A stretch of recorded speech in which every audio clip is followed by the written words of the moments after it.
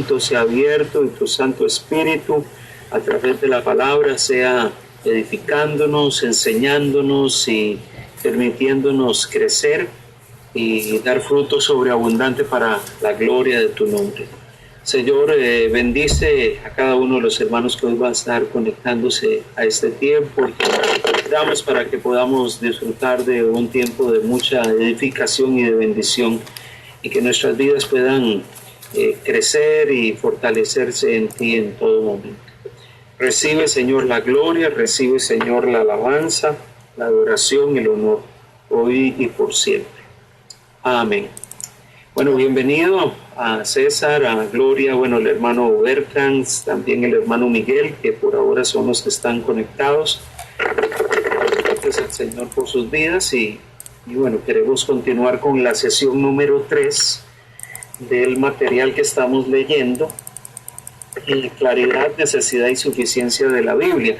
El material que usamos tiene cerca de 32 sesiones, vamos por la 3, y es un material de un libro que se llama Doctrina Bíblica del hermano Wayne Grudem, que en sí es un libro que condensa, resume una teología sistemática del mismo autor. Este es un libro un poco más reducido, pero pues que procura abarcar ciertos temas importantes cuando estudiamos de una forma sistemática, de una forma particular, pues la escritura como lo estamos queriendo desarrollar. El material lo tratamos de entregar periódicamente. Bueno, tenemos algunas copias por acá. En el caso del hermano Miguel, vamos a ver cómo podemos entregársela este fin de semana durante el programa. En el caso del hermano Bertrand, ver si podemos hacérsela llegar por medio del hermano César. Ya la tiene, pastor. Ya él la tiene, perfecto. Sí. Así que la idea es que el material lo podamos tener a mano, podamos estarlo leyendo durante la semana y cuando se desarrolle el tema, pues no va a ser nuevo algunas consideraciones, más bien pueden existir algunas preguntas que van surgiendo durante la lectura y lo que queremos es que se genere un diálogo. No necesariamente que sea una conversación donde solamente una persona participa, sino que todos podamos preguntar, consultar o hacer algún aporte interesante en medio del tema. Así que estamos tratando de abordar el tema, obviamente, desde una perspectiva casi siempre, pues, en algunos momentos surgen algunos diálogos en función de la interpretación que ciertos sectores del cristianismo pueden tener en cuanto a algunos tópicos, pero tratamos de hacerlo con apertura y generando un diálogo que al final pues nos edifique a todos. Obviamente en el ambiente evangélico cristiano encontramos algunas posturas que no necesariamente son bíblicas, pero por eso pues no es que no vamos a mencionarlo o a comentar al respecto, más bien lo que estamos queriendo es clarificar algunos temas y que podamos tener una base bíblica sobre la cual poder tratar algunos asuntos que en algunos temas sí vamos a encontrar algunos temas de fuerte debate, inclusive en algunos círculos cristianos. Pero lo tratamos de hacer con la madurez que nos debe de caracterizar como creyentes, sabiendo que al final pues el Señor está queriendo y edificarnos con su palabra. Así que bienvenidos a todos y bueno, les cedo el tiempo al hermano César para que pueda iniciar esta parte del programa. Hermano. Sí, muchas gracias, pastor. Muy buenas noches, hermanos, que ahora estamos conectados, el hermano Bertrand y mi estimado hermano Miguel Cadena. Durante la semana pasada, al finalizar pues la sesión de la semana pasada, después de que nuestro pastor estuviera haciendo un resumen de los tópicos principales de el tema que anteriormente habíamos tratado, que era el tema acerca de la autoridad e inerrancia bíblica, estuvimos hablando con respecto, iniciando a hablar más que nada con respecto al tema de la claridad bíblica. Y en este respecto estuvimos hablando acerca de que la Biblia con frecuencia afirma su propia claridad, y estuvimos viendo algunos pasajes donde de manera muy clara veíamos ejemplos donde situaciones que la Biblia mostraba tenían a personas mal interpretando o mal entendiendo enseñanzas que la Biblia enseñaba con claridad. Y el último pasaje que estuvimos viendo fue el que tiene que ver con la conversación de Jesús con Nicodemo, en donde Jesús le habla a Nicodemo del nuevo nacimiento, y que precisamente una de las cosas que impedía a Nicodemo entender lo que Jesús le estaba diciendo con claridad era que Nicodemo, a pesar de ser maestro de Israel, estaba viendo el asunto que Jesús le planteaba con cierta literalidad. Cuando Jesús le habla de volver a nacer o de nacer de lo alto, Nicodemo estaba pensando en que tenía que volverse a meter en el vientre de su madre para volver a salir. Y Jesús le aclara y le dice: no, lo que es de la carne, carne es. Lo que es del espíritu, espíritu es. Entonces Jesús le aclara con eso que él estaba hablando del nuevo nacimiento que viene de Dios, que lo propicia a Dios, que lo genera a Dios.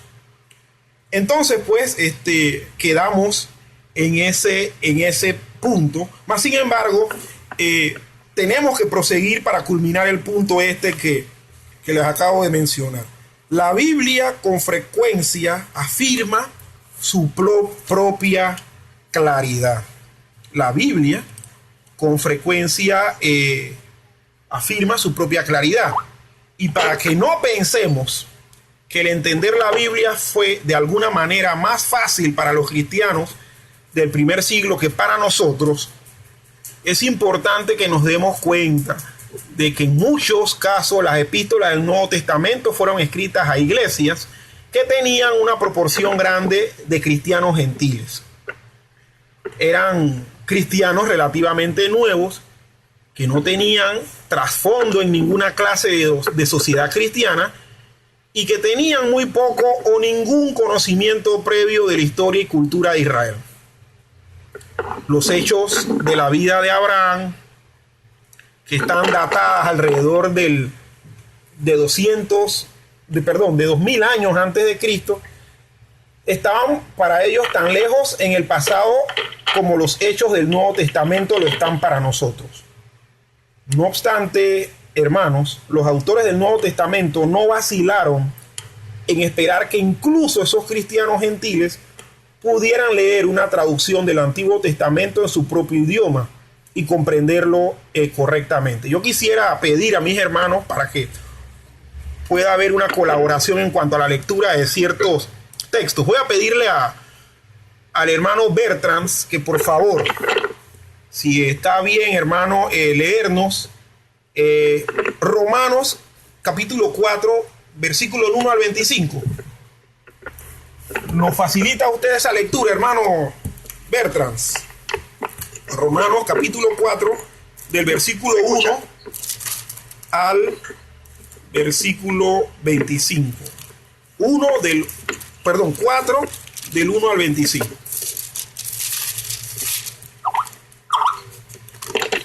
Y luego voy a pedirle a mi hermano Juan que esté buscando en su Biblia Primera de Corintios capítulo 10 del 1 al 11. Primera de Corintios capítulo 10 del 1 al 11, el hermano Bertrands, Romanos 4 del 1 al 25. ¿Me escucha, hermano? Sí, le escuchamos, hermano, le escuchamos. Romanos capítulo 4, versículo 1 al 25. Ajá. ¿Qué pues diremos que halló Abraham, nuestro padre, según la carne? Porque si Abraham fue justificado por las obras, tiene de qué gloriarse, pero no para con Dios. Porque ¿qué dice la Escritura? Que creyó Abraham a Dios y le fue contado por justicia. Pero al que obra no se le cuenta el salario como gracia, sino como deuda. Mas al que no obra, sino cree en aquel que justifica al impío, su fe le es contada por justicia. Como también David habla de la bienaventuranza del hombre a quien Dios atribuye justicia sin obras, diciendo: bienaventurados aquellos cuyas iniquidades son perdonadas, cuyos pecados son cubiertos. Bienaventurados el varón a quien el Señor no inculpa de pecado. ¿Es pues esta bienaventuranza solamente para los de la circuncisión o también para los de la incircuncisión? Porque decimos que a Abraham le fue contada la fe por justicia. ¿Cómo pues le fue contada estando en la circuncisión o en la incircuncisión? No en la circuncisión, sino en la incircuncisión. Y recibió la circuncisión como señal, como sello de justicia de la fe que tuvo estando aún incircunciso, para que fuese padre de todos los creyentes no circuncidados, a fin de que también a ellos la fe les sea contada por justicia. Padre de la circuncisión para los que no solamente son de la circuncisión, sino también siguen las pisadas de la fe que tuvo nuestro padre Abraham antes de ser circuncidado. Porque no por la ley fue dada a Abraham o a su descendencia la promesa de que sería heredero del mundo, sino por la justicia de la fe. Porque si los que son de la ley son los herederos, van a resultar la fe y anulada la promesa. Pues la ley produce ira, pero donde no hay ley, tampoco hay transgresión.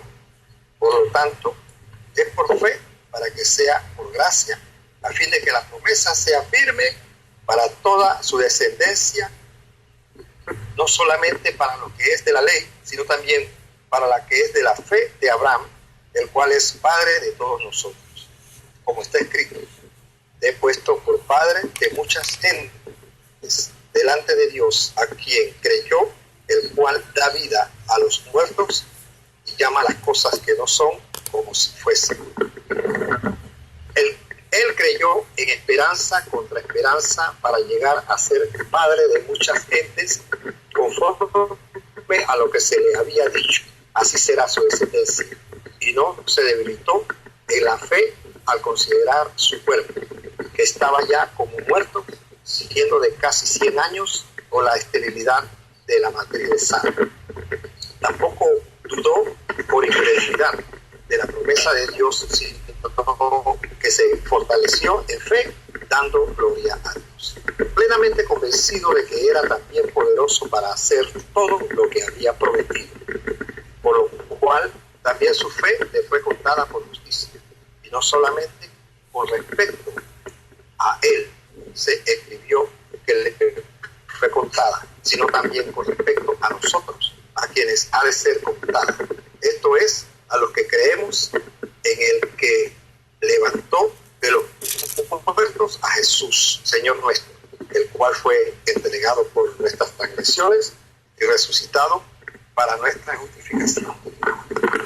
Y leemos también el capítulo 15, versículo 4, capítulo 15, versículo 4, que dice: porque las cosas que se escribieron antes para nuestra enseñanza se escribieron, a fin de que por la paciencia y la consolación de las Escrituras tengamos esperanza. En este pasaje que nuestro estimado hermano Bertrand nos acaba de leer, y también con el capítulo 15, versículo 4, vemos que tanto el ejemplo de Abraham, que se lee desde el capítulo 3 y que termina en este versículo 25 del capítulo 4, el pasaje muestra de manera clara la aplicación que tenía la fe para poder ser justificada la persona que creía. Vemos que ahí se hace una comparación entre aquella persona que recibe un salario por el trabajo que hizo y otra que recibe un dinero por algo que no hizo. Entonces Pablo, mediante la inspiración del Espíritu Santo, para poder comunicarnos esta verdad de manera clara, nos dice que la obtención de la salvación o la inclusión de Dios en su pueblo, a cada uno de nosotros, lo hace de manera gratuita, simplemente ejerciendo la fe. No por algo que merecíamos o que nos debían, sino por simple gracia. Y en el versículo 4 del capítulo 15 hace una mención de algo que podemos concluir cuando dice: porque las cosas que se escribieron antes para nuestra enseñanza se escribieron,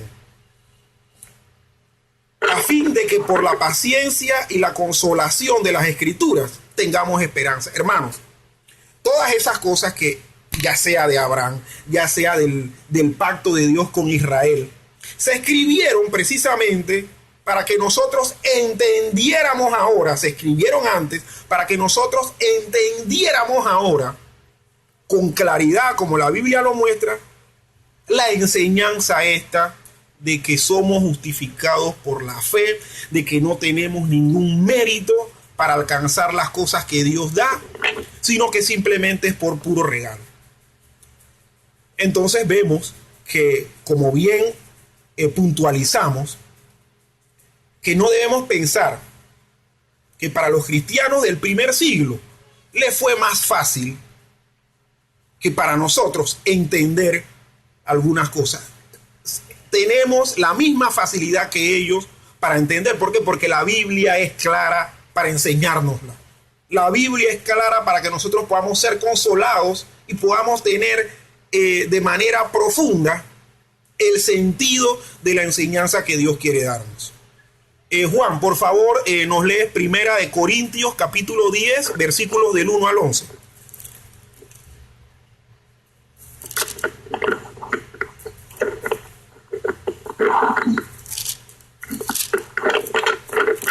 Hermano Bertrand, por favor, ¿pudiera usted desactivar el micrófono para que no se cuelen los ruidos? Juan. Juan no está. Juan, ¿no pudieras tú leer el capítulo 10, versículos del 1 al 11 de Primera de Corintios?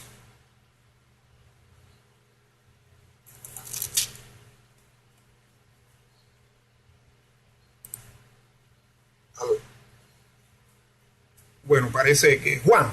Bueno, vamos a leerlo acá nosotros. Dice así el pasaje que estamos pues teniendo en cuenta ahora. Dice: porque no quiero, hermanos, que ignoréis que nuestros padres todos estuvieron bajo la nube, y todos pasaron el mar, y todos en Moisés fueron bautizados en la nube y en el mar, y todos comieron el mismo alimento espiritual, y todos bebieron la misma bebida espiritual, porque bebían de la roca espiritual que los seguía, y la roca era Cristo. Pero de los más de ellos no se agradó Dios, por lo cual quedaron postrados en el desierto. Mas estas cosas sucedieron como ejemplos para nosotros, para que no codiciemos cosas malas como ellos codiciaron. Ni seáis idólatras como algunos de ellos. Según está escrito: se sentó el pueblo a comer y a beber, y se levantó a jugar. Ni forniquemos como algunos de ellos fornicaron, y cayeron en un día 23,000. Ni tentemos al Señor como también algunos de ellos le tentaron, y perecieron por las serpientes. Ni murmuréis como aquellos de ellos murmuraron, como algunos de ellos murmuraron, y perecieron por el destructor. Y estas cosas, les acontecieron como ejemplo, y están escritas para amonestarnos a nosotros, a quienes han alcanzado los fines de los siglos. Y miren lo tremendo de esto, hermano, que aquí también se toma un ejemplo del pueblo de Israel mediante su peregrinar en el desierto después de la salida de Egipto, y los hechos que pasaron. se reinterpretan nuevamente, o mejor que decir se reinterpretan, se aclaran para que nosotros en esta época contemporánea nosotros podemos tener claridad que esas cosas se escribieron, hermano. Se escribieron para amonestarnos a nosotros. Entonces, lo que quiere decir esto es que todas estas circunstancias que el pueblo de Israel pasó, y en específico esto que pasó en el desierto y con cada una de las cosas que le ocurrieron, es para amonestarnos a nosotros a que no pequemos de igual manera, a que no nos deslicemos de tal manera, sino que es una clara advertencia para que nos abstengamos de él. Entonces, hermanos, vemos que la Biblia es clara. La Biblia nos habla con claridad, mostrándonos ejemplos de cosas que no debemos hacer. Bueno, por último quisiera que mi hermano Miguel Cadena, si puede colaborarnos en la lectura, nos lea 2 Timoteo capítulo 3, versículos 16 y 17. ¿Podrás colaborarnos, Miguel?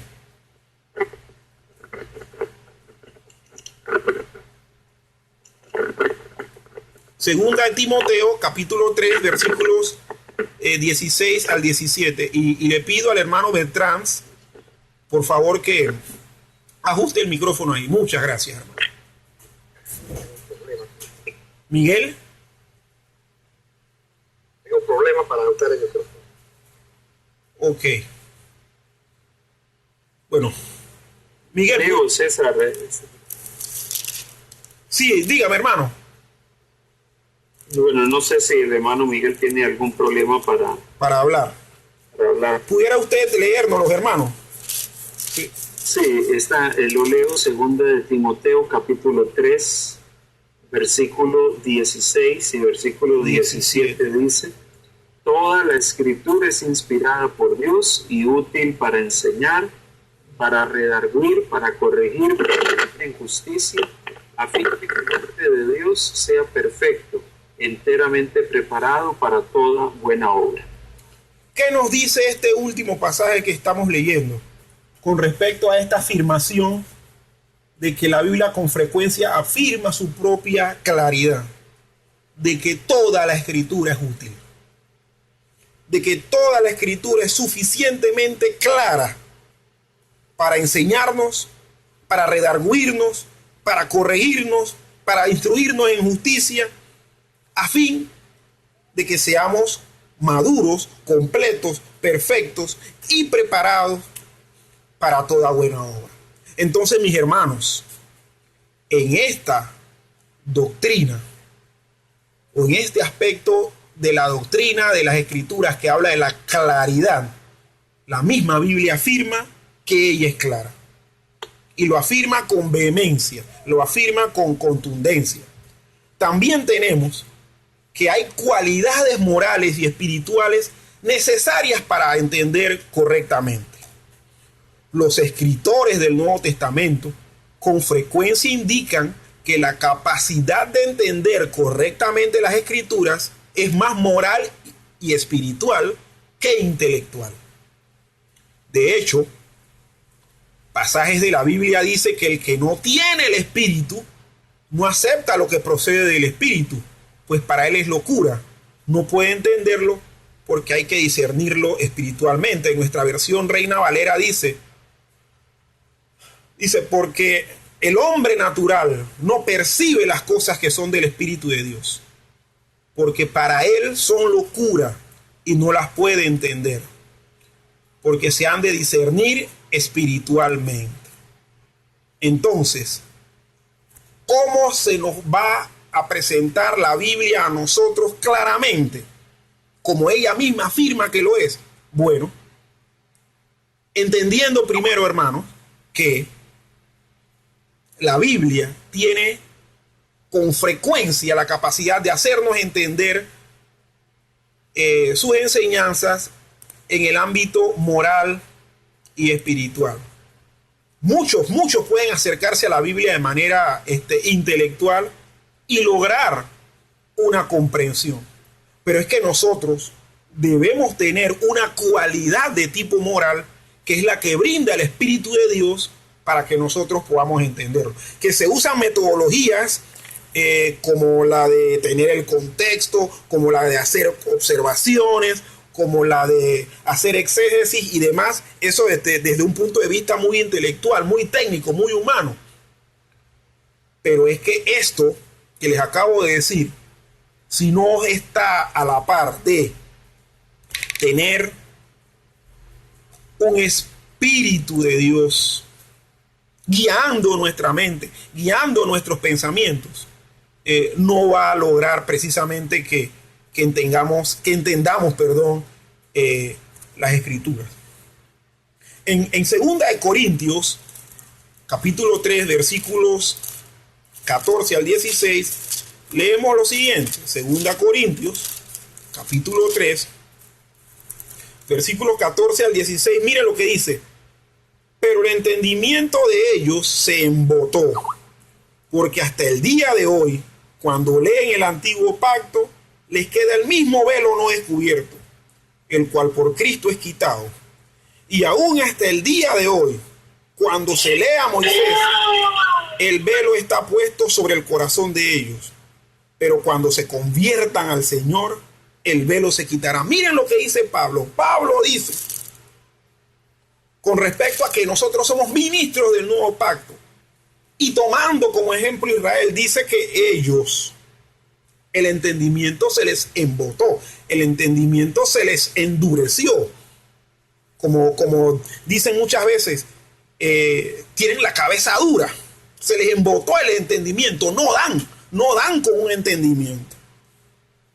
Porque cuando leen el antiguo pacto, les queda el mismo velo.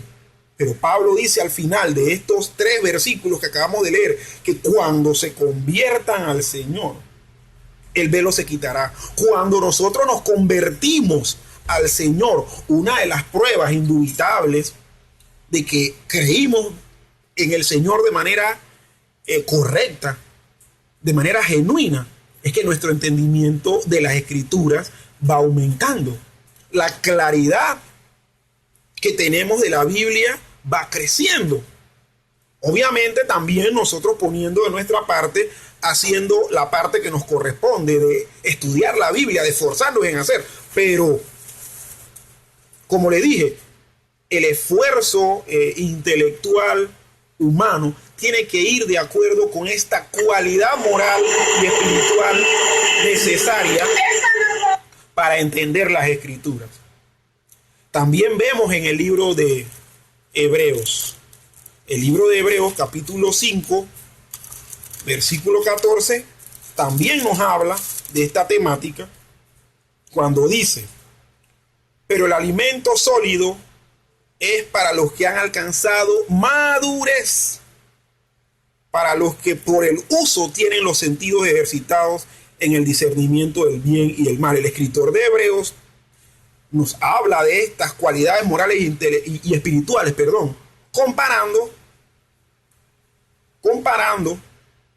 con el aspecto de que una persona adulta y grande puede comer comida sólida a diferencia de un bebé que no tiene dientes, que no tiene la mandíbula con cierta fortaleza y dureza, no va a poder masticar, triturar y hacer lo que tiene que hacer con los alimentos. Bueno, asimismo, en el ámbito moral y espiritual, una persona madura es aquella que puede ingerir espiritualmente y con claridad las enseñanzas de las Escrituras. Versículos hay, hermanos. Versículos hay donde esta enseñanza se nos explica, donde esta cualidad moral y espiritual se nos explica. Y acá, por último, en Santiago capítulo 1, versículo del 5 al 6, Santiago capítulo 1, versículo del 5 al 6 dice, y si alguno de vosotros tiene falta de sabiduría, pídala a Dios, el cual da a todos abundantemente y sin reproche, y le será dada. Pero pida con fe, no dudando nada, porque el que duda es semejante a la onda del mar, que es arrastrada por el viento y echada de una parte a otra. El apóstol Santiago es el apóstol de la práctica en cuanto al aspecto cristiano. Nos dice que si nos hace falta sabiduría para entender, pidámosela a Dios. Nosotros que estamos iniciando en el camino del Evangelio y también iniciamos en esto de entender con claridad las Escrituras, en muchos momentos vamos posiblemente a sentirnos un poco a oscuras, a tientas. Pero bueno, este pasaje nos dice, si te falta sabiduría, pídesela a Dios. Es decir, de acorde a esto, entonces, podemos solicitarle a Dios que nos abra el entendimiento para que la clara enseñanza de la Biblia sea real y precisamente clara en nuestros corazones. Así que, aunque los autores del Nuevo Testamento afirman que la Biblia en sí misma está escrita con claridad, también afirman que no la pueden entender correctamente el que no esté dispuesto a recibir sus enseñanzas. La Biblia la puede entender cualquier incrédulo que la lee sinceramente buscando salvación, y los creyentes que la leen buscando la ayuda de Dios para entenderla. En ambos casos se debe, hermanos, a que el Espíritu Santo obra para vencer los efectos del pecado que de manera u otra harían que la verdad parezca necedad. Y mis hermanos, le leo los versículos 22 al 25 de este capítulo 1 de Santiago. Capítulo 1, versículos 22 al 25, que dice lo siguiente: pero sed hacedores de la palabra, y no tan solamente oidores, engañándoos a vosotros mismos, porque si alguno es oidor, pero no hacedor de ella, este es semejante al hombre que considera en un espejo su rostro natural. Porque él se considera a sí mismo y se va, y luego olvida cómo era. Mas el que mira atentamente en la perfecta ley, la de la libertad, y persevera en ella, no siendo oidor olvidadizo, sino hacedor de la obra, este será bienaventurado en lo que hace. Hermanos, cualidades morales y espirituales necesarias para entender no solo nos llevan a entender, sino a practicarlo. No siendo oidores olvidadizos, porque el que es oidor y no hacedor, ¿qué dice este pasaje? Se engaña a sí mismo, hermano. Es más, el que se supone que lee, estudia y lee claro un pasaje de las Escrituras y no lo practica, entonces no le fue iluminado el entendimiento.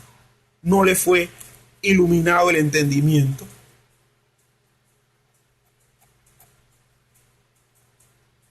Así que, hermanos, en esta segunda aspecto, cualidades morales y espirituales son necesarias. Y yo me atrevería a decir, hermanos, que son indispensables para entender correctamente las Escrituras. Quisiera en estos momentos escuchar alguna opinión, algún aporte de los hermanos que estamos aquí conectados. Si no, sí, hermano Gustavo, sí. Un comentario, César. Bueno, interesante cuando planteas el tema de que la palabra de Dios es clara. Hay muchas personas que se acercan a la Biblia y por lo general dicen, bueno, la Biblia es un libro difícil de comprender o difícil de entender, de hallarle sentido. Obviamente una persona que no ha estado expuesta a la lectura de la Escritura, como cualquier otro tipo de literatura, puede ser que encuentre algunas cosas que necesitan ser entendidas, explicadas, para poder lograr una comprensión mejor de lo que uno está leyendo. Sucede igual con la Biblia. pero debemos de entender que hay un principio en la Biblia que podríamos llamarlo el principio de simplicidad. Y el principio de simplicidad dice que el propósito de Dios de revelarse a través de la Escritura es para que usted y yo podamos entender el plan de Dios. Dios en ningún momento se revela a través de la Escritura, a través de la Biblia, para confundirnos o para enredarnos la existencia. No, Dios se revela para que entendamos sus propósitos y entendamos su plan. Siempre ha sido así el propósito de Dios a través de la palabra. Entonces, ese principio de simplicidad nos lleva a ese punto de que en el corazón de Dios está que nosotros podamos entender con claridad que Él está hablando y queriendo que comprendamos ciertos temas o los temas fundamentales que la Biblia transmite. El deseo del corazón de Dios no es confundirnos, esa no es su intención. Su motivación no es enredarnos, su motivación no es, afectarnos, no, para nada, para nada. Así que en ese sentido hay un principio de simplicidad. Por otro lado, con lo que mencionas y que es interesante, la actitud que nosotros tenemos a la hora de acercarnos a la Biblia es importante. Y esa actitud nos hace ir a la palabra del Señor, reconociendo y entendiendo que Dios está queriendo hablarnos.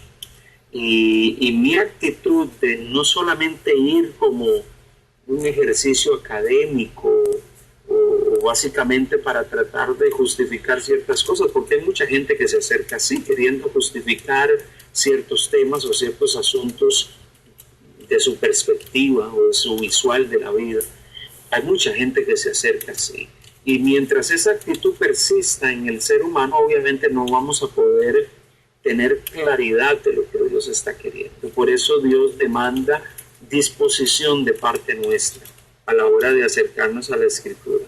Disposición de acercarnos y poder, entender el propósito de Dios, comprender lo que Él quiere hablarnos. Así que es importante hablar de ese principio de simplicidad y también de la importancia de la disposición que debemos de tener cuando vamos a la Escritura.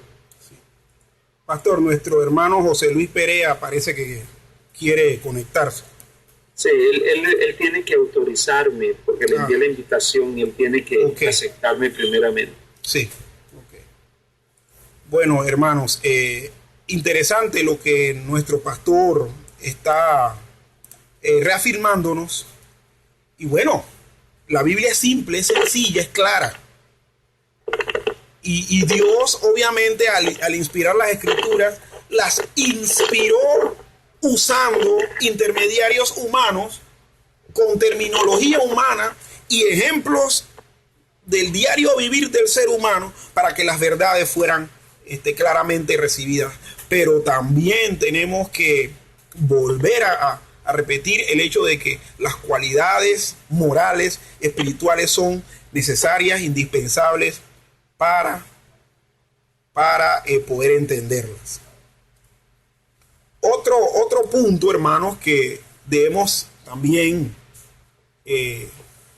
poder ahondar en él es acerca de lo que significa la claridad en la Biblia. Ok.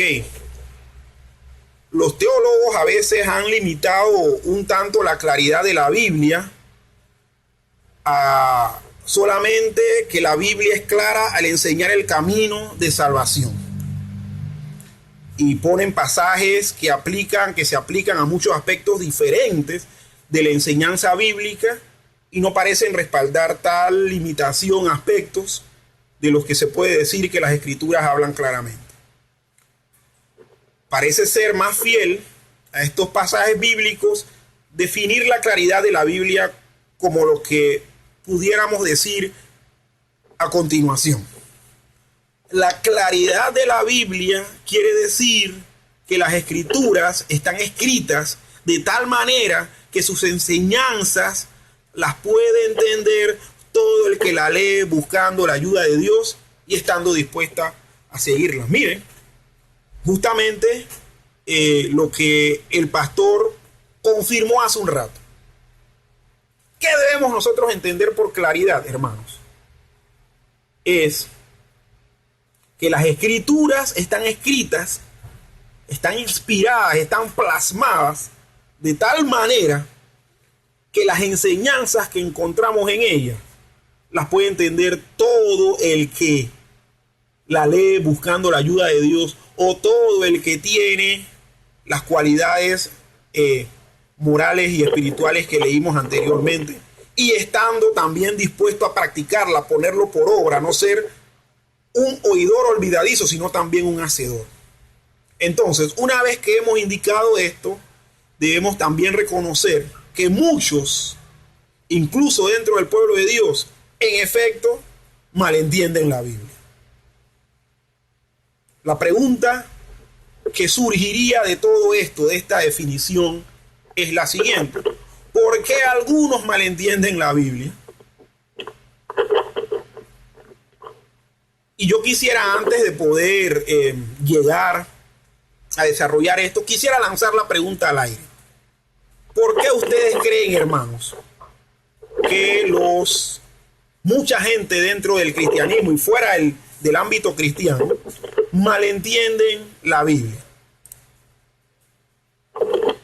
¿Qué me dice el hermano Bertrand o Juan o Jairo o Miguel? Y aún también nuestro estimado pastor, ¿qué nos dicen con respecto a esto? ¿Por qué algunos malentienden las escrituras? ¿Por qué algunos malentienden la Biblia?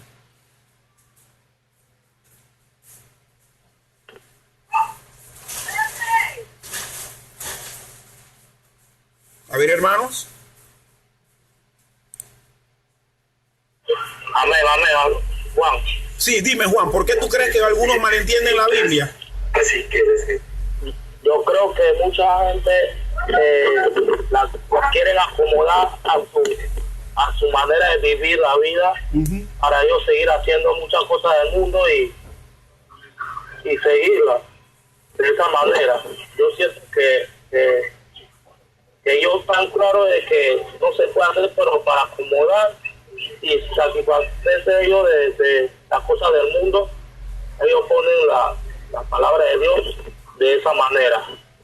Entonces tú dirías que ellos practican de manera torcida, a sabiendas de que lo están haciendo de manera incorrecta. Sí, lo digo porque está clara. Y se esclarece diferente en Biblia. Ok. Hay unas que son más claras que otras, pero eso se lleva a la misma doctrina, a la misma verdad. Bueno, hermanos, aprovechando lo que acaba de decir Juan, o sea, el hecho de que haya diferentes versiones, diferentes traducciones, eso no quiere decir que la Biblia no sea clara y que son los traductores los que nos las hacen clara. No, las traducciones se hacen precisamente porque el idioma cambia. El idioma cambia. Si te escuchamos, José Luis, estamos escuchándote, estás ahorita conectado con nosotros. La enseñanza de la Biblia es clara, pero el idioma del ser humano es un idioma, es un asunto, que va en evolución siempre. Pero eso no quiere decir que al tener variadas versiones de la Biblia, por eso es que la Biblia se hace clara. José Luis, voy a pedirte el favor de que cierres el micrófono para que no se puedan filtrar los ruidos que hay dentro de tu casa, porque ahorita se está escuchando un ruido como de un programa de televisión y eso acá nos está distrayendo.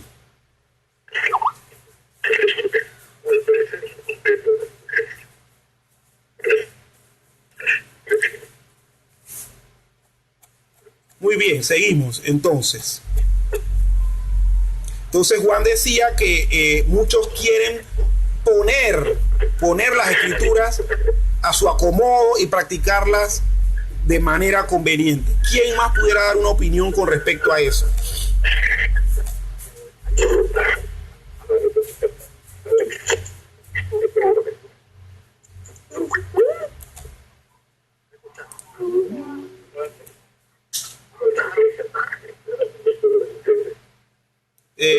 Bueno, hermanos. Amén. Sí, a ver, diga. ¿Aló? ¿Habla César? Sí, le escuchamos, hermano, puede opinar. Ok. Hay un pasaje que habla que de la iglesia tradicional, ellos no le permiten a los padres lo que le llaman el celibato, igual a las monjas. Ajá. Entonces, ¿cómo es posible si la escritura es clara y habla de que Pedro tenía suegra? Que la suegra de Pedro se enfermó y sanó. ¿Usted me puede explicar eso? Bueno, precisamente se está haciendo la pregunta para ver por qué ese tipo de pasajes como el que usted está mencionando se malentienden, cuando la Biblia jamás ha divorciado el aspecto religioso, el aspecto de buscar a Dios, del cumplir con la orden que Dios desde un principio dio con respecto a tener pareja, de procrear, de que el hombre no esté solo y todo lo demás. José Luis, estamos escuchando, te puedes cerrar el micrófono y así te mantienes escuchando el estudio. Estás en línea. Entonces, como le decía, hermano Bertrand, precisamente la pregunta la estoy lanzando al aire por eso. ¿Por qué si en la Biblia, como usted bien dice, nunca se ha divorciado el hecho de que el que busca a Dios tiene que ser célibe, sino que los sacerdotes en el pueblo de Israel tenían familia? Es más, los sacerdotes tenían que ser descendientes de esa tribu que se había apartado para ser sacerdote, es decir, que entre ellos debía haber matrimonios. Y vemos en la Biblia, en el Nuevo Testamento, también que los apóstoles, como en el caso de Pedro, tenían pareja. Y se menciona que Pedro tenía una suegra. Jesús fue a orar por la suegra y la suegra se sanó. Entonces, bueno, vamos a ir contestando ese tipo de preguntas a continuación.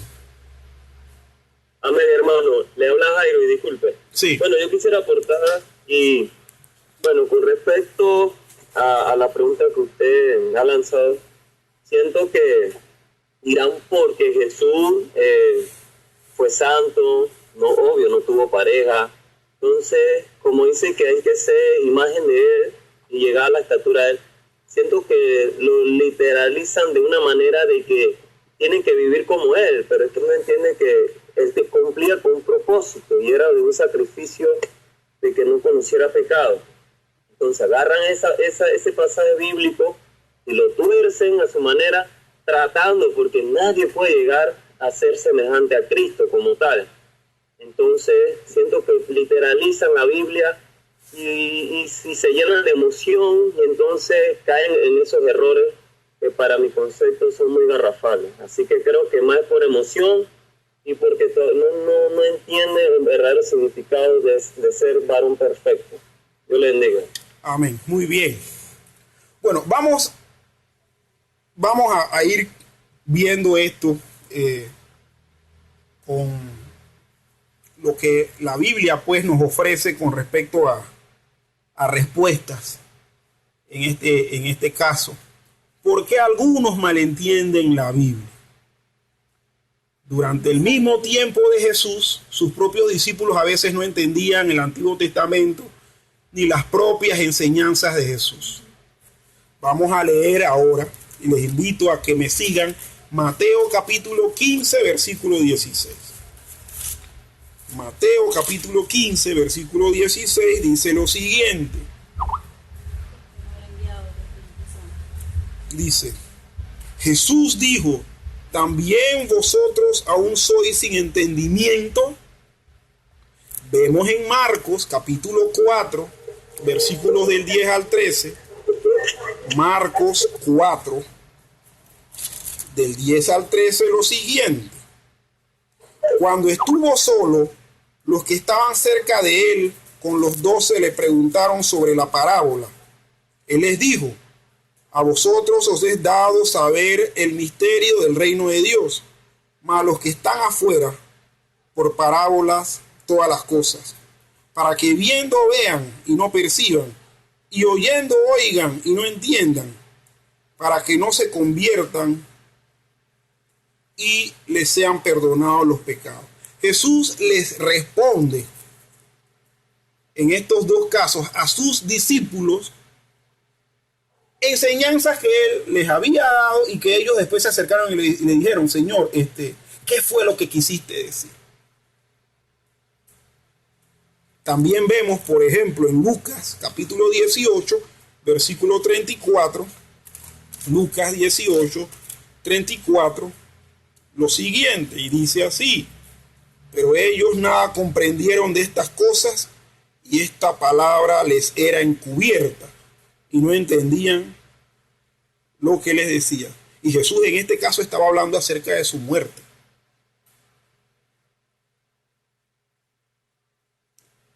Ahora bien, aunque a veces esto se debía al hecho de que todavía no habían acaecido ciertas cosas en la historia de la redención, y especialmente en la vida de Cristo mismo, también hubo ocasiones cuando esto se debió a su propia falta de fe o dureza de corazón. Y eso es lo que Cristo, por ejemplo, dice en Lucas capítulo 24, versículo 25, Lucas 24, 25, que dice así: entonces él les dijo: oh insensatos y tardos de corazón para creer todo lo que los profetas han dicho. Jesús le dijo: ustedes no creen lo que los profetas han dicho, y yo les estoy enseñando ahora por la dureza de su corazón. Es más, hubo ocasiones en la iglesia primitiva cuando los cristianos no entendían o no estaban de acuerdo con las enseñanzas veterotestamentarias o con las cartas que escribieron los apóstoles. Y debemos notar el proceso de crecimiento en su comprensión respecto a las implicaciones de la inclusión de los gentiles en la iglesia. Y miren, hermanos, cuando nosotros nos vamos, por ejemplo, a Hechos capítulo 15, versículo 7, donde la iglesia en Jerusalén manda a Pedro y a Bernabé, perdón, a Pablo y a Bernabé, disculpen, a Pablo y a Bernabé, a ver un asunto que se había dado.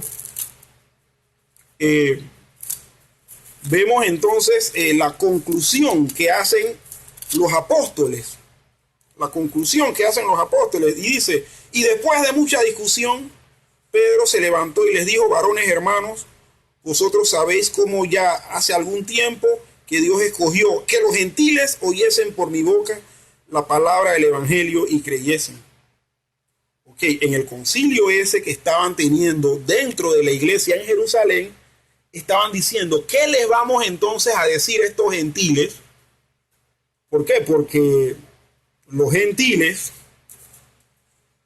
empezaron a interesarse por el anuncio del evangelio. Es más, Pedro había recibido la invitación de un centurión romano llamado Cornelio, que había recibido una visión, y Pedro a su vez también tuvo un éxtasis donde veía un lienzo bajar del cielo cargado de animales inmundos, y Dios le dice en esa visión: mata y come. Entonces Pedro, entendiendo todo lo que había acontecido, concluye después de toda la deliberación, de toda la discusión, que Dios escogió ya hace algún tiempo que los gentiles oyesen la palabra del evangelio y creyesen. Hubo situaciones como esta que era malentendida por el prejuicio racial y religioso que había precisamente en Israel con los judíos que estaban creyendo en el Mesías y que decían que esa enseñanza era solamente para ellos. José Luis, por favor, nos bajas el micrófono, nos apagas el micrófono. Se están escuchando ruido de tu casa. Entonces ellos decían que el evangelio, la creencia en el Mesías, era para ellos única y exclusivamente.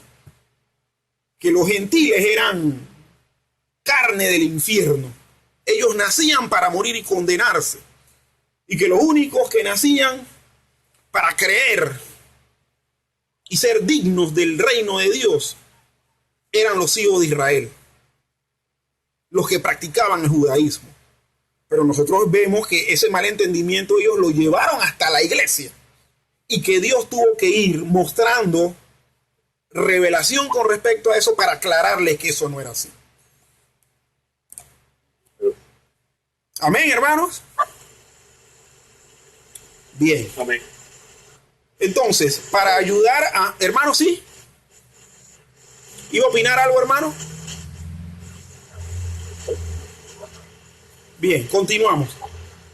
Para ayudar a las personas a evitar errores al interpretar la Biblia, muchos maestros bíblicos han desarrollado principios de interpretación, que son pautas para estimular el desarrollo de la capacidad de interpretar correctamente o de entender correctamente.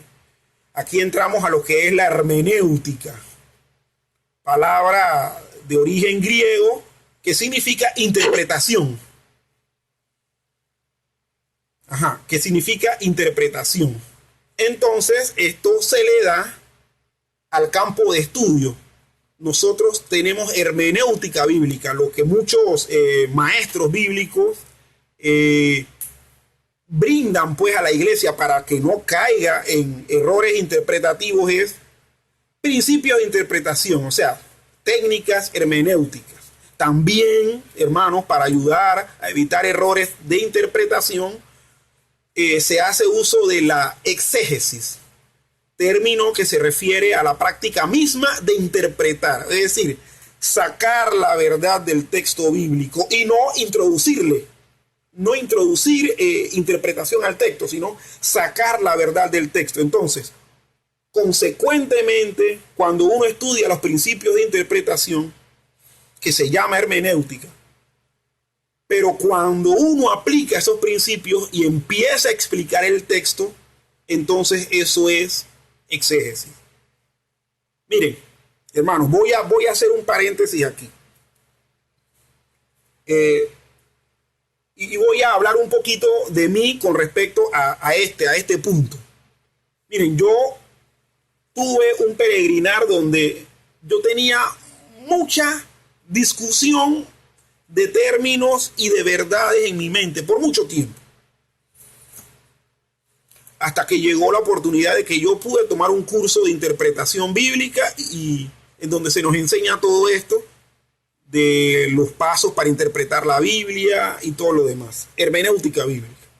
Y también pude tomar un curso que se llama Estudio Bíblico Inductivo, que precisamente dictó nuestro hermano pastor Gustavo Vindas hace un par de años atrás. No en el entorno de la iglesia, sino en el entorno de una agencia misionera que se llama PAM. Después que yo tomé esos cursos, hermano, yo he tenido que ir creciendo en esto.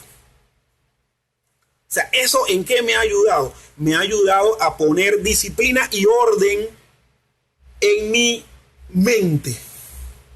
¿Por qué? Porque yo era de los que cuando iba a la Biblia, yo mismo tenía mi norma para interpretar. Es decir, que yo era uno de los que malinterpretaba a su antojo la escritura. Y yo era de los que decía que si yo estaba de acuerdo, para mí era más que suficiente. O sea, con el hecho de yo estar de acuerdo en un punto que yo mismo veía, pero que no era igual al de la gran mayoría, no importaba para mí. Lo que valía era lo que yo pensaba. Entonces, hermanos, nosotros, como creyentes en el Señor, como personas que tenemos el Espíritu de Dios que va a colocar en nuestro ser esas cualidades morales y espirituales para poder entender lo claro que es la Biblia, tenemos que hacer uso, hermanos, de estas herramientas que nos van a ayudar a ordenar nuestra mente, nuestro pensamiento. O sea, nuestro pensamiento a la hora de acercarnos a la Biblia va a ser disciplinado, porque va a seguir ciertas pautas. Pues sabemos que si nos apartamos de ciertas pautas, le estamos dando cabida a nuestra subjetiva manera de ver las cosas. Así que, cerrando el paréntesis, yo les insto, hermano, a que usted pueda acercarse a algún libro pueda acercarse a algún entorno donde estas técnicas, tanto hermenéuticas como exegéticas, se le puede enseñar y usted la pueda poner en práctica. Y usted va a ver cómo va a ir madurando en cuanto a esto. Cómo la Biblia va a ir siendo más clara en su vida, porque además de usted ser ordenado, el Espíritu de Dios va entonces a hacer una función efectiva en sus corazones. Amén, hermanos. Bien. Amén, hermano. Sí, ok, continuamos. Muchas gracias, hermano. Y esto lo digo, hermano, porque miren, no crean, y voy a ser aquí bien transparente, no crean que por el hecho de que estemos aquí dando este curso, que el pastor ha permitido, pues que esté yo dando este curso, yo me la sé toda. Yo estoy en este proceso igual, hermano. Yo estoy todavía librándome de algunas subjetividades en cuanto a interpretación que tengo. Yo tengo que ir creciendo, así que yo también quiero que ustedes crezcan en ese aspecto. Bien, la existencia en toda la historia de muchos desacuerdos respecto al significado de las Escrituras nos recuerda que la doctrina de la claridad de la Biblia no sugiere que todos los creyentes van a concordar en todas las enseñanzas de las Escrituras. Es más, nuestro pastor al inicio nos decía eso mismo. Dentro del ámbito cristiano, hoy por hoy, personas que tienen un desarrollo hermenéutico y exegético profundo y consolidado, no tienen precisamente el mismo concepto que podemos tener nosotros con algunas doctrinas bíblicas. Pero eso no niega que la Biblia sea clara. El problema está entonces en el componente humano, no en las Escrituras. No obstante, hermanos, si nos dice algo muy importante, y es que el problema no siempre está en la Biblia, sino en nosotros. Afirmamos que todas las enseñanzas de las Escrituras son claras y se pueden entender, pero también reconocemos que las personas a menudo, y debido a sus propias debilidades, a sus propias subjetividades, malentienden lo que está escrito claramente en la Biblia. Hay un principio hermenéutico y exegético que dice: la Biblia dice lo que siempre ha querido decir. La cosa es que muchas personas, el ser humano, no interpreta precisamente eso. Por consiguiente, conforme la persona crece en la vida cristiana, que ese debe ser nuestra forma de pensar, va adquiriendo más conocimiento de las Escrituras al estudiarlas y va a entender mejor la Biblia. La doctrina esta de la claridad de la Biblia dice que la Biblia se puede entender, no que todas la entienden igualmente bien. Bien, también tenemos que esta doctrina de la claridad de la Biblia nos da un estímulo práctico con respecto a esto. La doctrina de la claridad de la Biblia tiene una implicación práctica muy importante y que es también muy alentadora. ¿Y qué nos dice?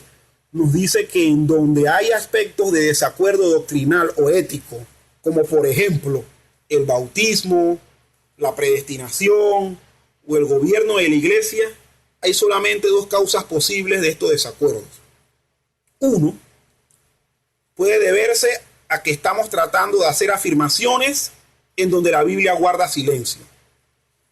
En tales casos, debemos estar más que dispuestos para reconocer que Dios no nos ha dado la respuesta a nuestra búsqueda y a permitir diferentes puntos de vista dentro de la iglesia. Esto, hermanos, ha sido a menudo el caso con asuntos prácticos tales como los métodos de evangelización, los estilos de estudio bíblico o el tamaño apropiado de la iglesia. En segundo lugar, es posible que hayamos cometido errores en nuestra interpretación bíblica. Esto puede suceder debido a que la información que usamos para decidir un asunto de interpretación fue imprecisa o incompleta, o pudiera deberse a que hubo ineptitud de nuestra parte, sea por ejemplo orgullo personal, codicia, falta de fe, egoísmo o incluso no haber dedicado tiempo suficiente para leer y estudiar las escrituras con ánimo de oración. Pero en ningún caso podemos decir que la enseñanza de la Biblia sobre algún tema es confusa o que no puede ser entendida correctamente. En ningún caso debemos pensar que los desacuerdos persistentes respecto a algún punto en toda la historia de la iglesia quieren decir que somos incapaces de llegar a una conclusión correcta respecto a este tema por nosotros mismos. Más bien, si en nuestra vida surge un genuino interés en cuanto a tales asuntos, debemos pedir con sinceridad la ayuda de Dios y entonces acudir a la Biblia y examinarla con toda nuestra capacidad y en la confianza de que Dios nos capacitará para entenderla correctamente. Hermanos, y voy a dar un ejemplo. El caso de los concilios que se dieron en los primeros siglos del cristianismo, que se llaman a sí mismos concilios ecuménicos. Estos concilios se dieron precisamente porque dentro de la cristiandad de la época, es decir, dentro del grupo que profesaban ser cristianos, seguidores de Cristo, había diferencias, por ejemplo, en cuanto a la divinidad de Cristo. Habían personas que decían creer en Cristo, pero decían que Él no era Dios, que Dios lo había adoptado, que era un ángel, que era un ser creado. Entonces eso llevó a concilios, a reuniones, donde los obispos principales de la cristiandad en general se reunían y debatían esos temas y al final tomaron determinaciones. Por ejemplo, ¿cuál fue la determinación en dichas o en muchas de esas reuniones cumbres? Que Dios era trino y por lo tanto la figura de Cristo, la persona de Cristo era divina, igual que el Padre, igual que el Espíritu Santo. De ahí salió, por ejemplo, el famoso credo niceno, que dice: creemos en un solo Dios, Padre Todopoderoso, Creador del cielo y de la tierra, de todo lo visible y lo invisible. Creemos en un solo Señor Jesucristo, Hijo de Dios, nacido del Padre antes de todos los siglos, Dios de Dios, luz de luz, Dios verdadero de Dios verdadero, engendrado, no creado, de la misma naturaleza del Padre. Y creemos en un solo Espíritu. Bueno, al final, hermano, ese credo apunta a la divinidad y deidad de las tres personas. Entonces, ¿qué tenemos con esto? Que en la actualidad, habiendo una doctrina ya clara con respecto a la Trinidad, surgen nuevos grupos unitarios, unicistas, que si los testigos de Jehová, que sacaron del baúl de los recuerdos esas herejías que se combatieron siglos atrás. Entonces, esta doctrina de la claridad de la Biblia es práctica en esos dos puntos que acabamos de mencionar, hermanos. Porque, por ejemplo, el caso de los concilios ecuménicos se debía a que dentro de la cristiandad había gente que trataban de hacer afirmaciones que la Biblia no daba. Entonces ellos afirmaban que Cristo no era Dios. O que precisamente cometían errores en su interpretación. Y que eso también obedecía a intereses muy personales y egoístas que tenían en la época. Así que, hermanos, precisamente la importancia de esta doctrina, la claridad de la Biblia, nos ofrece un estímulo práctico para entonces desarrollar el entendimiento de ella. También tenemos, hermanos, en este caso, y es algo que tenemos que valorar, es el papel de los eruditos. Se puede preguntar, ¿hay algún papel para los eruditos bíblicos o los que tienen conocimiento especializado del hebreo en el caso del Antiguo Testamento y del griego en el caso del Nuevo Testamento, con certeza hay un papel para ellos, por lo menos en 4 aspectos, y vamos a verlo. En primer lugar, ellos pueden enseñar claramente la Biblia, comunicando a otros su contenido y cumpliendo así el oficio de maestros que se menciona en el Nuevo Testamento. Ahora, hermanos, maestro de la Biblia puede llegar a ser cualquier hermano que dentro de una congregación madura en esto, porque lo hace con disciplina y lo hace de manera recurrente y regular. Pero los eruditos bíblicos, y es lo que estamos apuntando aquí, tienen una labor especial, hermanos. ¿Por qué? Porque los eruditos bíblicos son los que trazan la médula doctrinal. Trazan la médula doctrinal. Y a ellos es que le debemos, en verdad, que Dios ha permitido que gente como ellos se forme. Yo quisiera leer 1 Corintios, capítulo 12, versículo 28. 1 Corintios, capítulo 12, versículo 28, que dice: y aún nos puso Dios en la iglesia primeramente apóstoles, luego profetas, lo tercero maestros, luego los que hacen milagros, después los que sanan, los que ayudan, los que administran, los que tienen don de lenguas. Mire, en esta lista que aparece aquí en 1 Corintios 12, 28, los que se encargan de enseñar, los apóstoles, los profetas, entendiendo lo que significa profeta, hablar de parte de Dios o enseñar lo que Dios ha revelado. Y luego los maestros, los terceros maestros, vemos que en esta lista aparecen en primer lugar. Aparecen en primer lugar teniendo, hermanos, el oficio de enseñar la Biblia una importancia vital dentro del pueblo de Dios. Una congregación o un cristianismo, perdón, donde hay buenos maestros que tienen erudición en algunas áreas del saber teológico. Eso nos ayuda, hermanos, a tener una doctrina sana.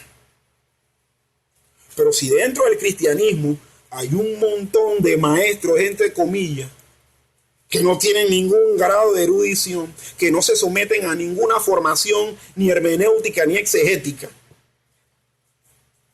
viendo lo importante que es ese oficio, hermanos, vamos a tener entonces un cristianismo como el que posiblemente tenemos ahora, donde tú escuchas cada aberración, cada cosa, donde tú escuchas, cada embaucamiento, donde está en riesgo, hermanos, no solamente el dinero de las personas, está en riesgo es el alma, la fe, el destino eterno de muchas personas. Entonces, los eruditos con certeza, obviamente, tienen un papel preponderante. En segundo lugar, pueden explorar nuevos aspectos de comprensión de la enseñanza de la Biblia. Y esta exploración rara vez incluye la negación de las enseñanzas principales que la Iglesia ha sostenido a través de los siglos.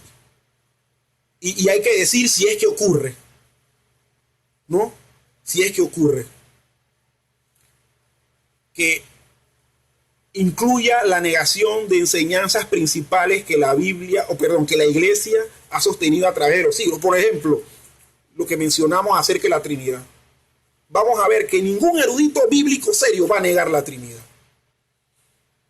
Pero a menudo incluirá la aplicación de la Biblia a nuevos aspectos de la vida, la respuesta a preguntas difíciles que han formulado tanto creyentes como incrédulos en cada nuevo periodo de la historia, y la continua actividad de refinar y hacer más precisa la comprensión de la Iglesia respecto a puntos detallados de interpretación de versículos individuales o cuestiones de doctrina o ética.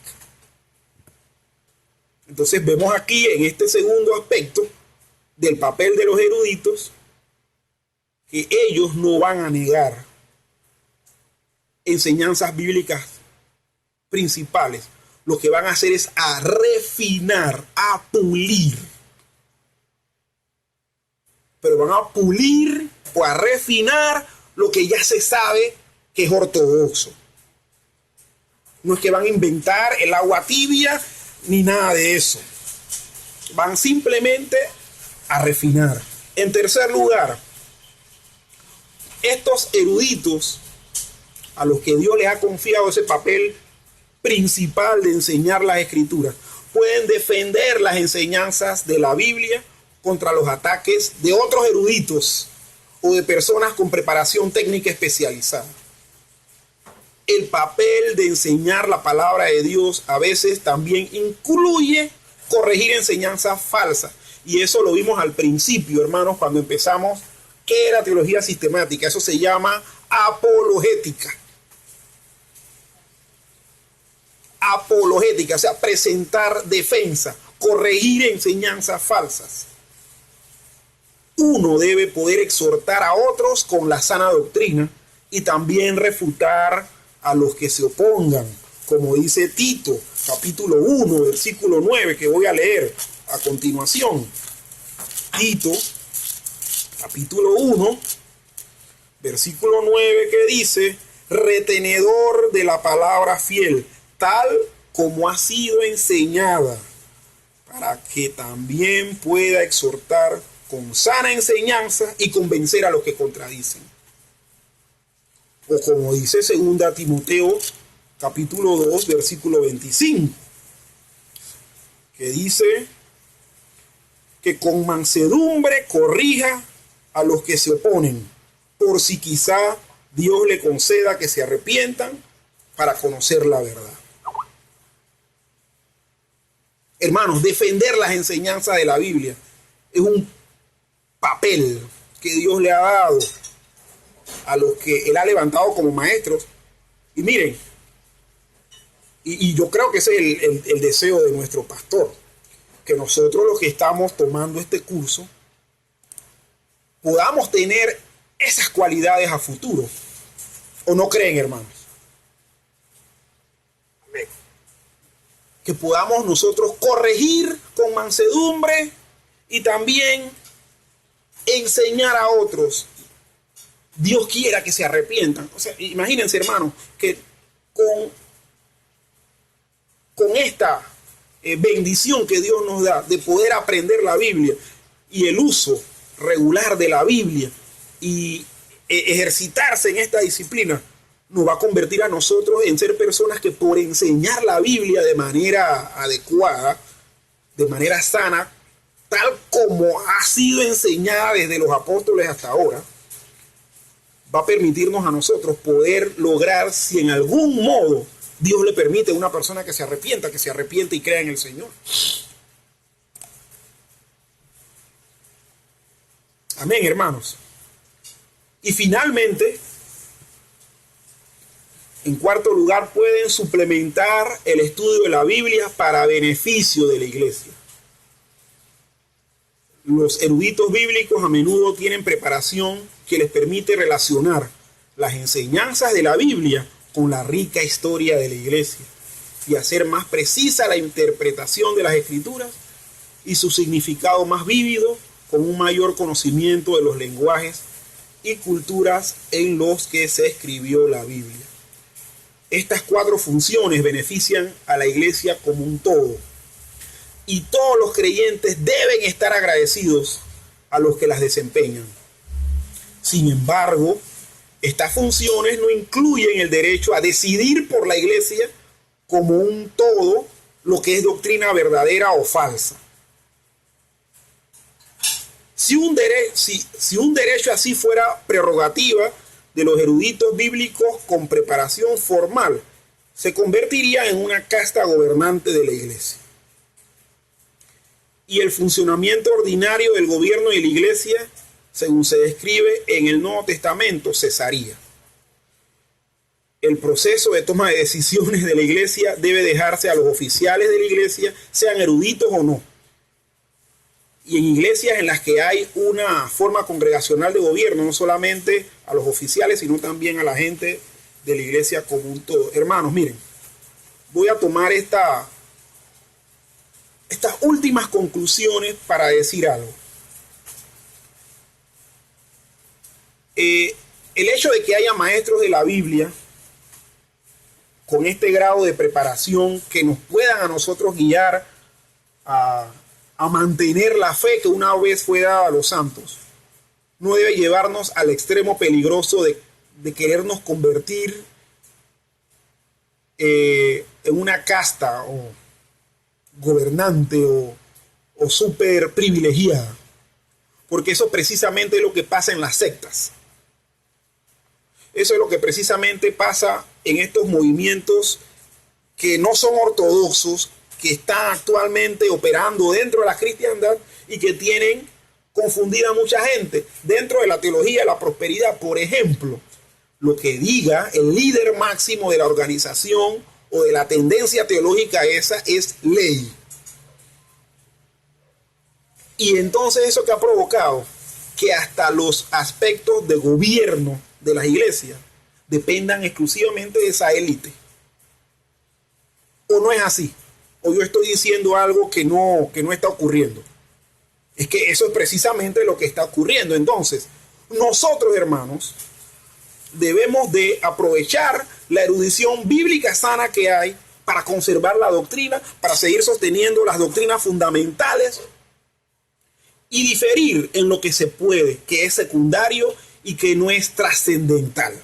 Si, por ejemplo, el caso fuera el bautismo, bueno, que cada quien practique el bautismo como quiera, en el aspecto de que ya sea si es por rociamiento o si es por inmersión. Hermanos, al fin y al cabo, el bautismo es un símbolo que habla acerca de la inclusión de las personas en el cuerpo de Cristo, del cambio o la operación que Dios ha hecho en el ser de cada quien, que muere al pecado y resucita con Cristo.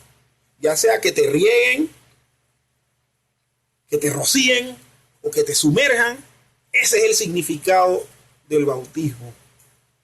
Eso no va a ser empañado por una de las diferentes prácticas. Debemos nosotros permitir que este aporte de la erudición nos ayude a mantener lo que debe ser mantenido, las doctrinas fundamentales, la médula principal de la teología bíblica, y que en lo que se pueda diferir, se difiera. Amén, hermanos. Amén. Amén.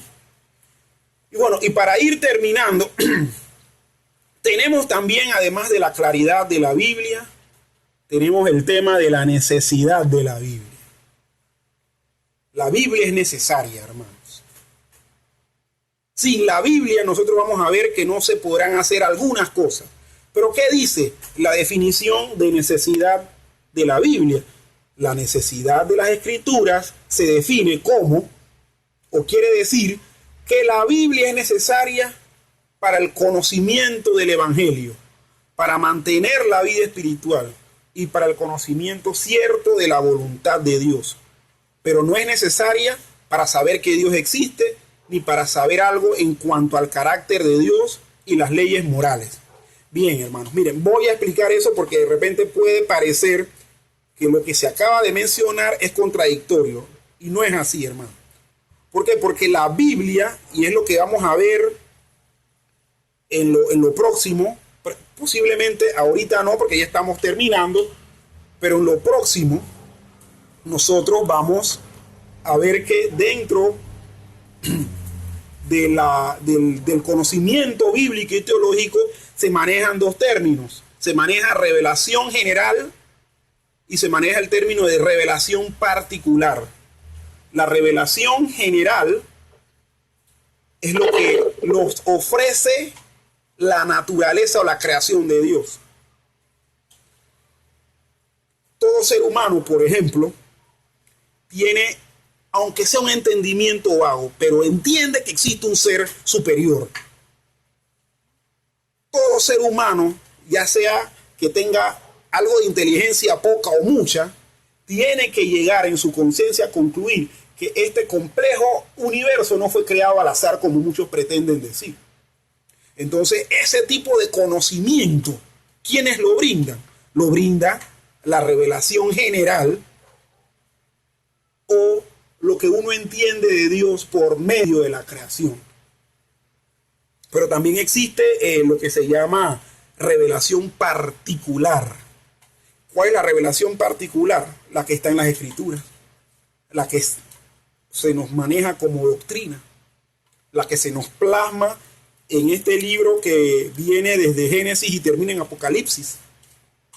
Eso es lo que entonces es necesario para el conocimiento del Evangelio. Conocer el Evangelio es algo, una revelación particular que Dios quiso mostrar a través de las Escrituras.